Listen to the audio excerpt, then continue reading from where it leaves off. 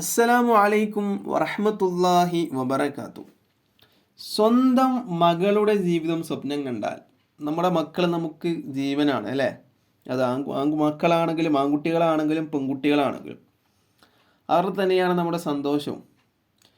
അവരുടെ ജീവിതം നല്ല നിലയിലാകാൻ ആഗ്രഹിക്കുന്നവരാണ് എല്ലാ രക്ഷിതാക്കളും. എങ്ങനെയുള്ള രക്ഷിതാക്കളാവട്ടെ, ആ രക്ഷിതാക്കളൊക്കെ എൻ്റെ മകളുടെ അല്ലെങ്കിൽ എൻ്റെ മകൻ്റെ ജീവിതം സന്തോഷകരമാവണം, നല്ല നിലയിൽ അവർ ജീവിക്കണം എന്ന് ആഗ്രഹിക്കുന്ന രക്ഷിതാക്കളാണ് നമ്മിൽ പലരും.